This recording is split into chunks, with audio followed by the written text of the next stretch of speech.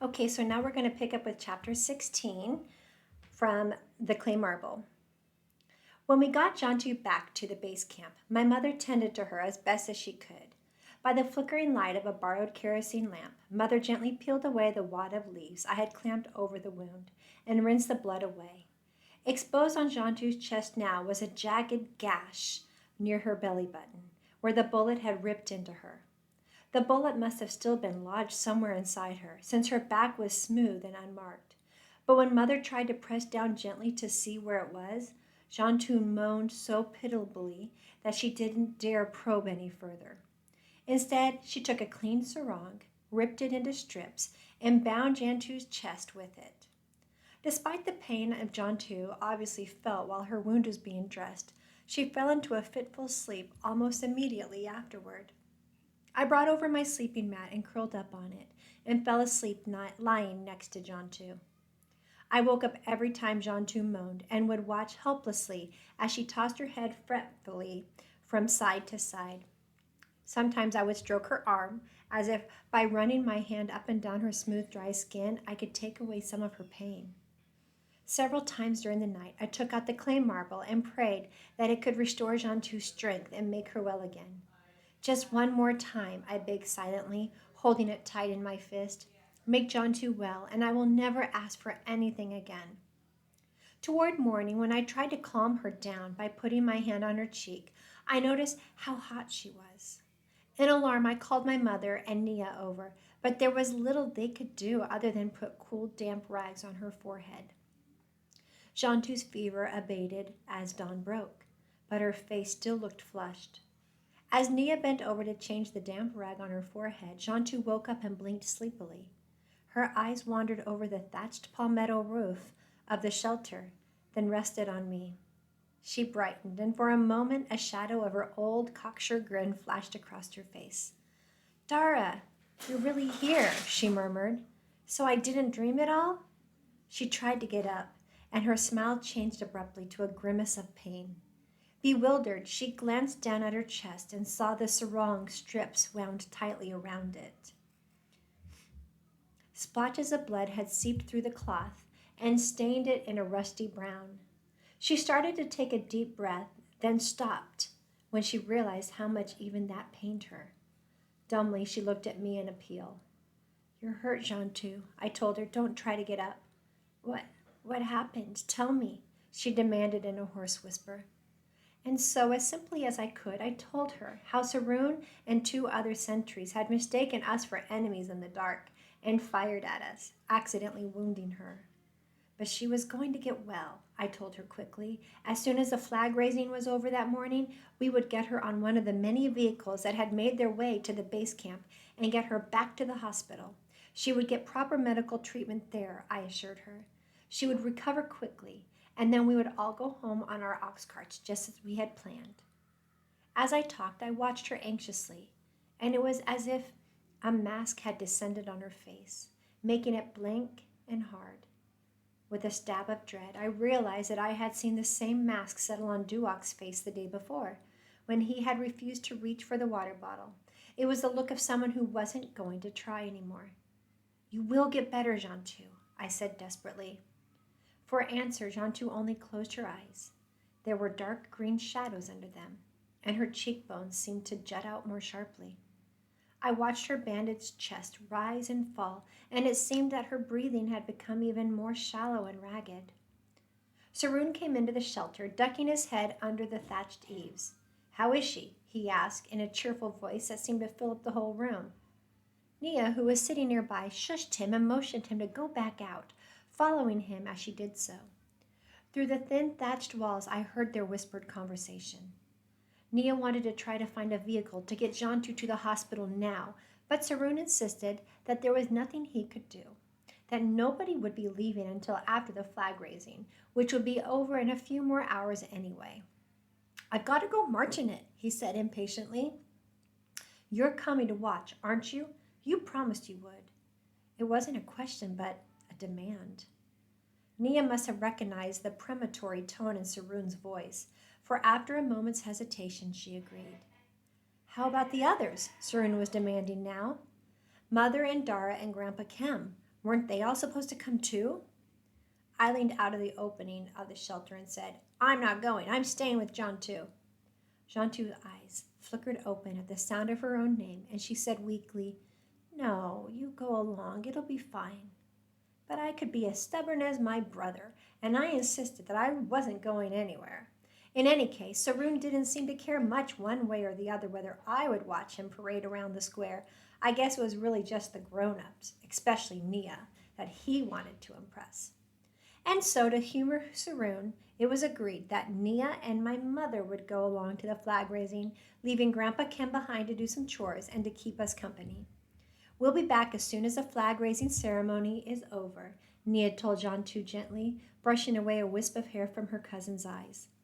Don't worry, I'll be fine, Jantu said. But before you go, could you move me into the hammock outside? She asked Saroon. I want to be under the open sky. I can't seem to breathe properly in here. And so Saroon lifted her up in his arms and carefully laid her in the hammock. I saw how much it pained her to be moved, even though she tried not to show it. Once she was settled in the hammock, however, she looked happier and more relaxed. Nia and Saroon and Mother left the two of us with the baby as Grandpa Kim wandered off to gather some straw for the oxen. Jantu waved goodbye to them weakly from her hammock. It was quiet after they left. The families around us had also gone to watch the ceremony, and we were the only ones around. I leaned back against the tree by Jantu's hammock. Her baby brother was sitting on the ground, scratching circles in the sand with a twig. I'll be glad when this flag raising is over, I said, tugging at the hammock rope gently to rock it. Then Saroon will finally agree to leave, and we can all head home. Dreamily, Jantu watched the canopy of leaves swing by overhead. Do you really think so, Dara? Of course, I said with forced cheerfulness. Our carts are packed. The caravan is due to leave in 3 days. All we have to do is make you comfortable nest on top of your cart, and then we'll start driving east. I was talking about Saroon, Jantu said. Do you really think he'll be ready to leave with this caravan? I don't see why not, I said. Don't you, Dara? Listen.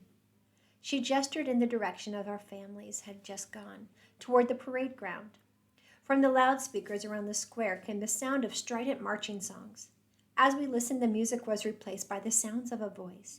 It was high-pitched, charged with a fervor clearly designed to be infectious. Long, glib phrases came snaking out of the forest. As part of the great revolutionary cause, the voice blared over the crackling static of the loudspeaker system, we must wage a struggle against the puppets and lackeys of our enemies. We must strive to be anti-colonialist, anti-Vietnamese, anti-imperialist. The words trailed like paper streamers through the air, fluttering for a moment before being dispersed by the breeze. Who was that? I asked. Does it matter? Jantu said. They all say the same thing. They seem to think it's a game. Her voice was low and fierce, and she spoke quickly, as if the words had been pent up in her for a long time. They take sides. They switch sides. They play against each other. Who wins? Who loses? Whose turn it is to kick next? It's like an elaborate soccer game, except that they don't use soccer balls. They use us. Jantu paused, and in the quiet, we could hear the voice over the loudspeaker again. We must keep fighting for the future of Cambodia. We must plant more landmines, arm ourselves with more weapons, fire more bullets, until we kill every last one of the enemy number one. Again, there was a loud applause. Jantu smiled. Look at me, she said gently. Do I look like your enemy number one? And my friend Duok, whose enemy was he? Oh, Dara, at the hospital, I saw so many people brought in, day after day, bleeding and maimed. Most of them weren't even soldiers. Why do they keep shooting at us, Dara? Why? I did not know the answer, so I kept silent. And the fighting's not going to stop, Jantu went on, her voice low and vehement. Look what's happened around us. There are far more guns than farm tools being distributed, far more bullets than rice seed. Yet they talk about the future of Cambodia, about rebuilding the country. Does that make any sense to you, Dara? Again, I did not know what to say. For a long moment, there was only silence. A fly buzzed around John Two's bandages, alighting on a bloodstain there. I waved it away. Don't think about such things, John Two. Just rest up and everything will be fine. Everything will not be fine, John Two said. Face it, Dara. Things are not going well. I'm not sure that we'll ever make it home. Of course we will, I said soothingly. As soon as you're well enough to travel, we'll join a caravan and head for home. John Two shook her head. Not even then, she said. Not even if I get well. Why not? Because Saroon won't go. Yes, he will. We'll make him go, I said. With great effort, John Two propped herself up on her elbow on the hammock and looked me right in the eye. Who will make him? She asked. We will. John Two shook her head at me sadly.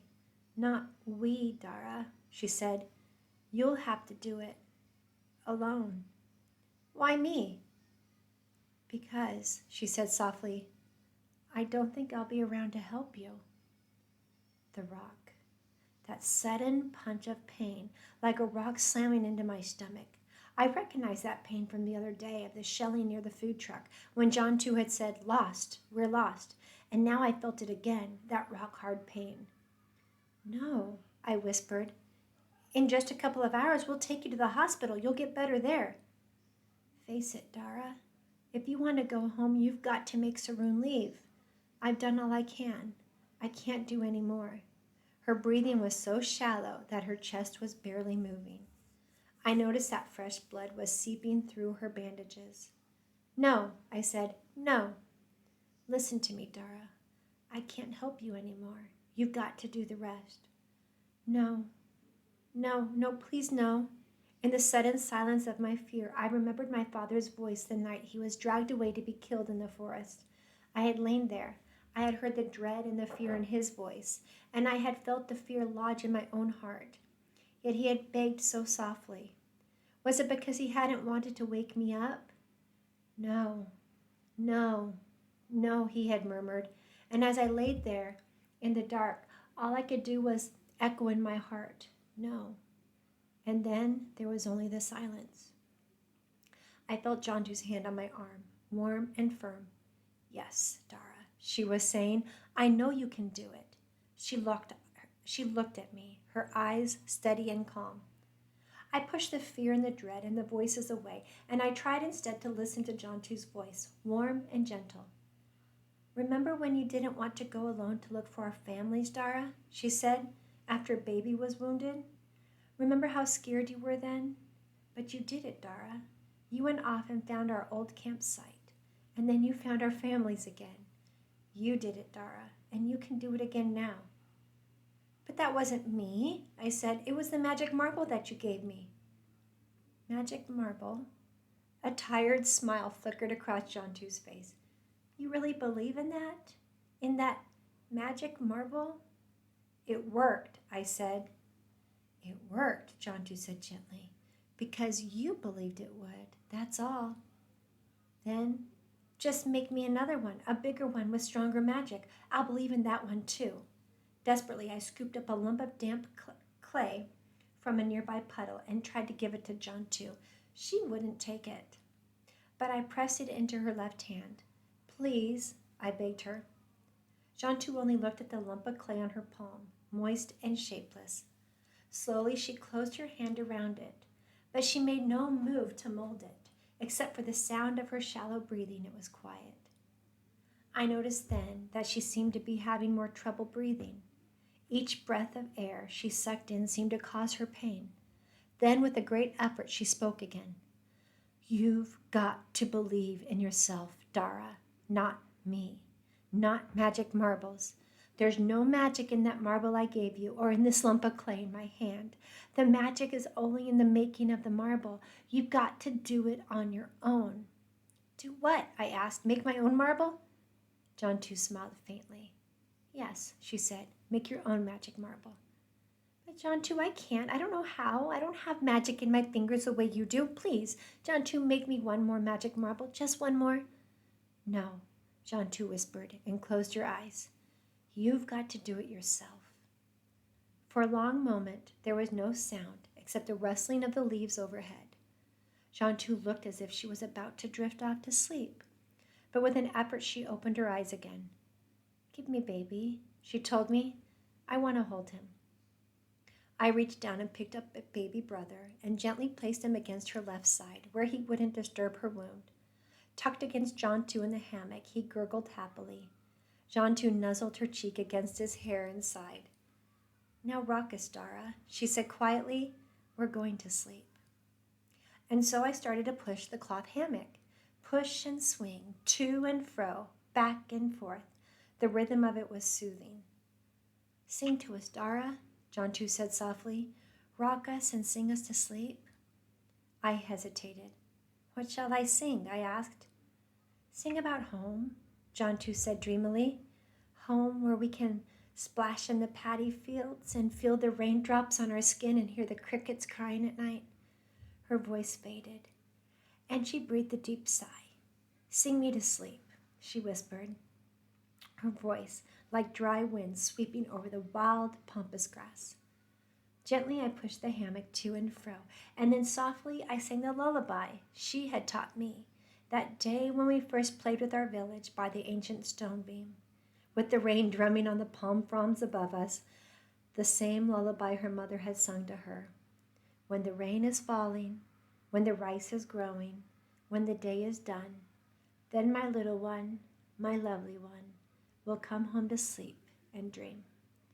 I watched baby's eyes flutter as he fought sleep for a few minutes before they closed, heavy-lidded. His breathing became deep and regular. Jantu, too, watched over him until he was asleep. Yet even after that she did not close her own eyes. Glowing with a dull sheen, they gazed through me, at something far away. She had a strangely remote smile on her face. I kept rocking the hammock and singing, and eventually Jantu closed her eyes, too. And it seemed as if she was closing herself off from me, and my song, and the world around us.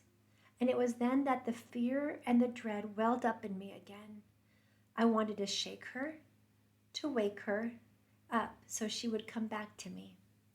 But I only kept singing, even after Jantu's long, slim fingers went limp. I kept on singing. I rocked and I sang, and I sang and I rocked, not daring to stop for fear of waking the baby. But more than that, deeper than that, for fear of finding out that my friend Jantu would never wake up again. And we'll pick up with chapter 17 tomorrow.